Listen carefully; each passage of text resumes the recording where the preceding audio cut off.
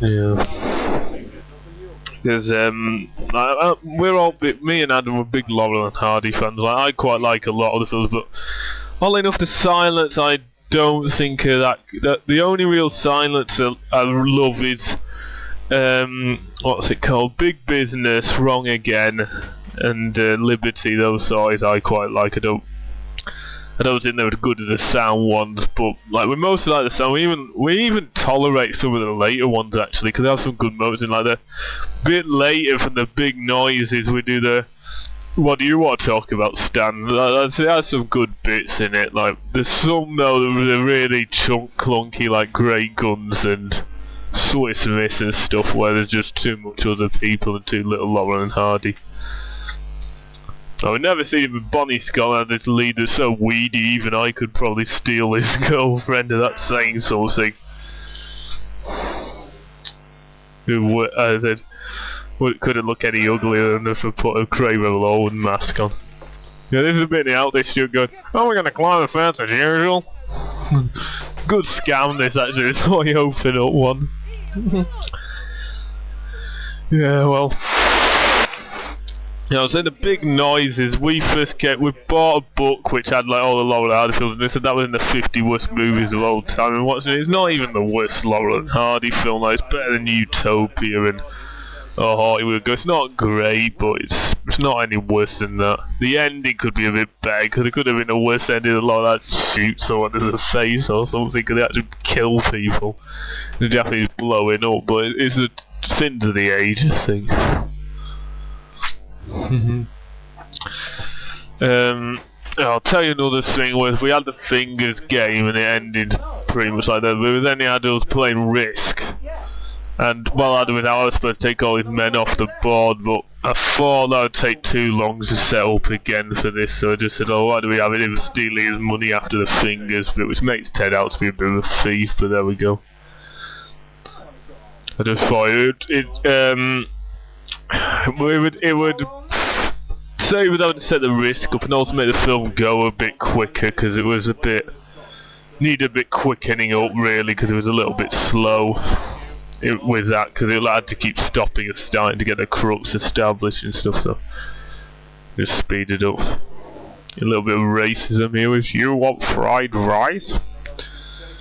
I really do like American Dad on TV, but I think it's a Toshi character I'm not really a fan of, because I do think it's racist myself. Like Cleveland do. Well, there's fish everywhere. Like I don't like that's worse than like say stuff like The Big Bang Theory where you have an Indian character in, which I personally think is racist, but at least he's played by an Indian actor. But I don't know. Adam calls these series these ones sitcom-y because the fact they're start and end the situation, though this one doesn't really count because Ted actually gets edited. You'd probably see it actually get killed at the end, which is taken from another Laurel and Hardy film, which was actually where this title came from. The Midnight Patrol is they get shot by the constable and the police chief after arresting, which only else was a real life precedent with this police chief getting arrested for breaking in his own home shortly after. It was I was thinking around the time this was made, but that was in the original script, so wasn't any reaction to that. It was Obama called the police arresting idiots and then had to apologise, so. Good Kanye though with this camera sight. Adam Glenn Miller singing, and then we have the YMCA with my arse cam. Do.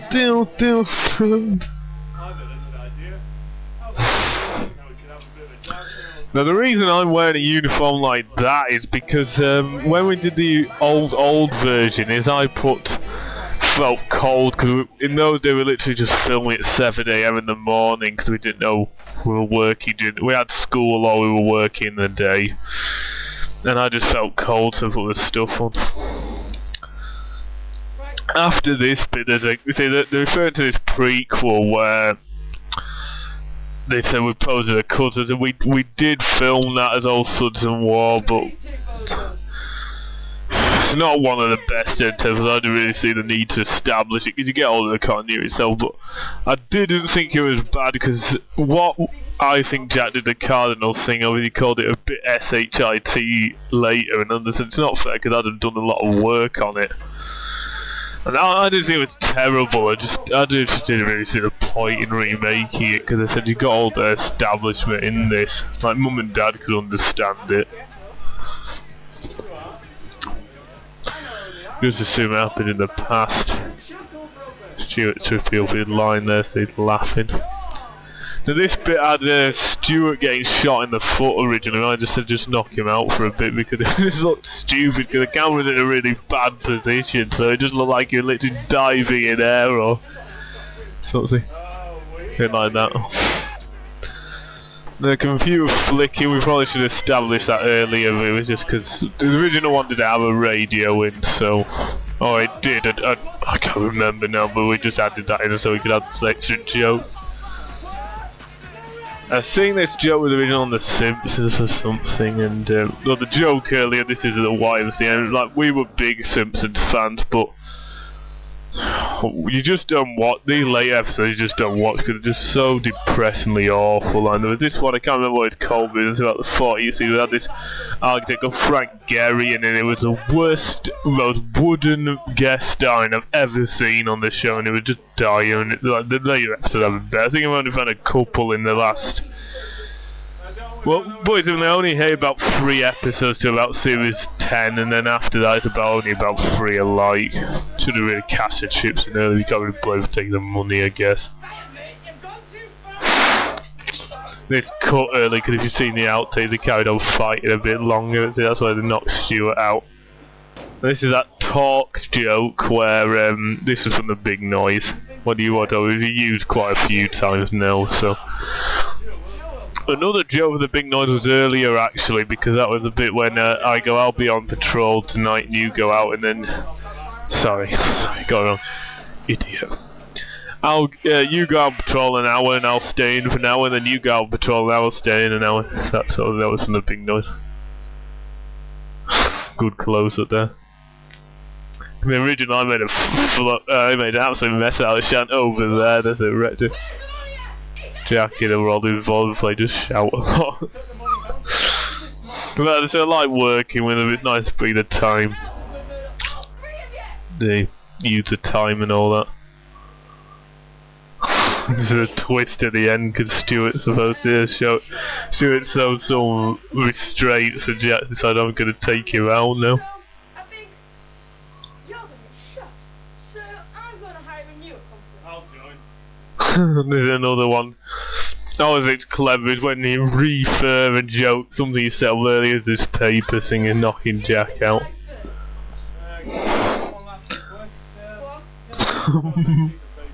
Gets beaten up a little bit though. Thumping him there. Dong! We only had that one.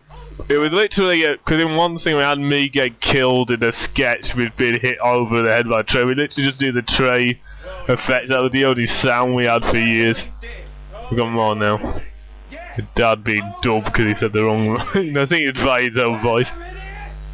This bit I was annoyed at because I go, it's now straight accomplished. And Stuart grabbed me by suggesting he was gay or something, which I thought was a bit unprofessional because it wasn't anything like that, but that's why it suddenly cuts there. This is a good gag actually because I had I'll tell you about in a minute. I just got to cover this. No, I'll tell you now. I had this business studies teacher, and he said this actually happened at a company he was working for. Was this that they'd accidentally had the stock stolen one evening, and a lot of people got fired. And Adam would have known this, and just found it funny when he wrote this in the script. And there's a twist why Ed and Ted don't win. Too soon. With more opera music, that was on Rallying or something at the time. So 1986, I was born 1989 and Adam was born 1991, so it's just they edited old enough to have these jobs.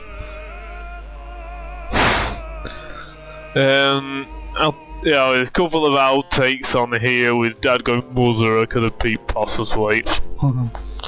Stu having glasses on because he was in a stupid mood at the time. No, what I'll tell you the thing is, when we used to do the old stuff, we used to have a bit of music, like the Ed and Ted theme over the titles, though it's not the same music then because we didn't have it.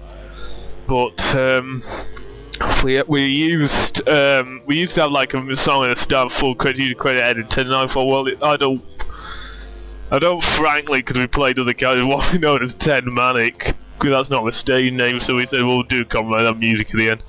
This is a rarity actually, that neither Adam or me use play different characters actually, we just play one, because we usually play about 100 odds, but it's odd. I'll explain those little bits. Lewis Hamilton was a joke because we wear those glasses and stuff. We originally credited it as Lewis Hamilton just as a joke, and then you do more when Banks is married to David Deal, and she's been in like Harry and Paul, and she's oddly enough on Saturday Night Live and The Critic. She was in an episode playing an Aussie, even though she's English, which was bizarre. There's a Ren Boy joke. Dimon Dice was one of the bizarrest credits I've ever seen on Diagnosis Murder. Burt Quosis acted in a lot of crap, quite frankly, like Last of the Summer Wine. Honestly, nearly cried actually. He would just swear. He was great as Kato, we were just swearing and bad acting, and I was like, always like, what have you done? Last Summer Wine's fat slags he was in as well, and dire. Anyway, thanks for listening, and I'll probably do a Series 6 commentary, and hope you like it.